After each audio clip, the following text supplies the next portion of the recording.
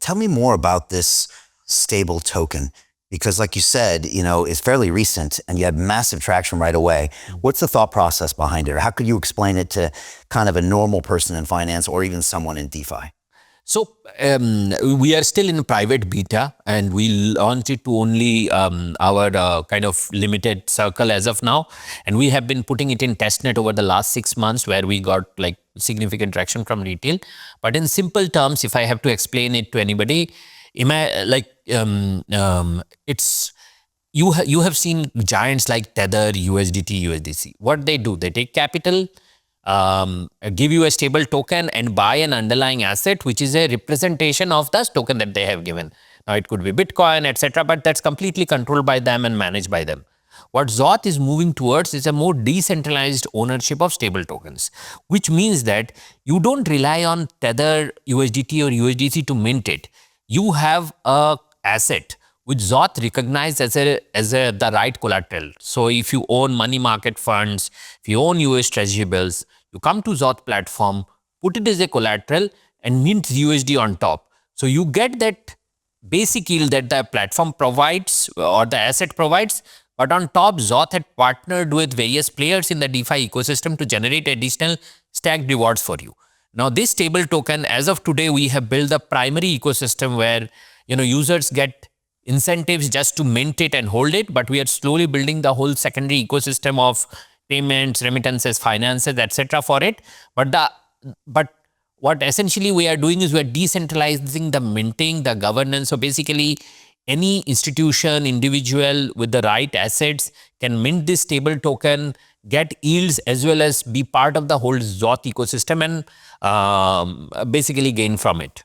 It's decentralizing profit, decentralizing ownership and minting of stable tokens, which is one of the major, I would say, products in crypto which have found strong product market fit.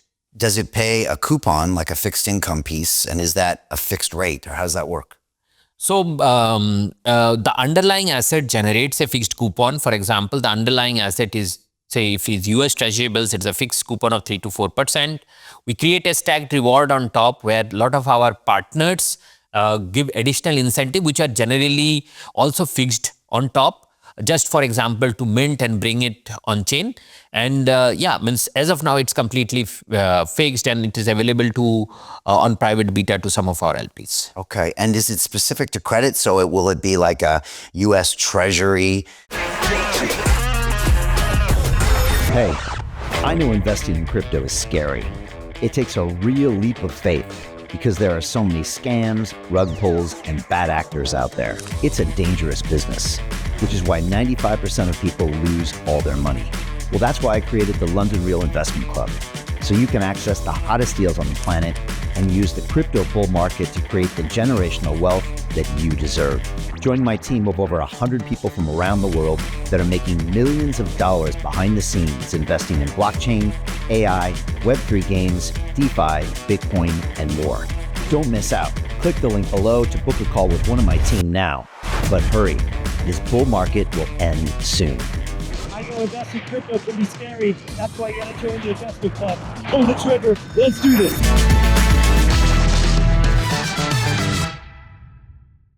Stable token versus like a trade debt token, or is it all just kind of one asset type and one risk It's type? only one asset type as of now. We are only focusing on money market funds, US Treasury bills and similar liquid products. In the future, we will look at other avenues. For example, trade finance or other products which have some lock-in or some what I would call duration for which they are illiquid. But as of now, liquid instruments which can be liquidated any instant is the underlying asset which generate the yield, making it easy for users to redeem as well as borrow and have built multiple applications on top of it. That's exciting. All right. So if I'm Tether, I'm holding dollars and issuing dollar-based stable coins. If I'm Zoth, I'm holding, say, US Treasuries or Treasury bills, and I'm issuing Treasury-based stable tokens. Yes. And in case of Zoth, anybody can come to Zoth platform and issue the Zoth stable token.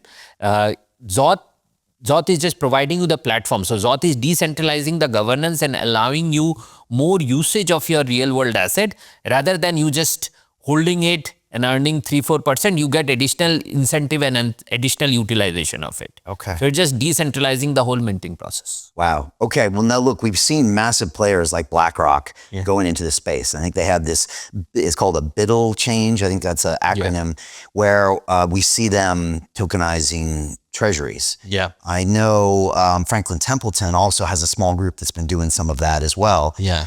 So it seems like you're right on the cutting edge as they are, but it sounds like you're innovating even ahead of them. Yep. Probably because you're a smaller player that can move more nimbly. Is that kind of what's going on here?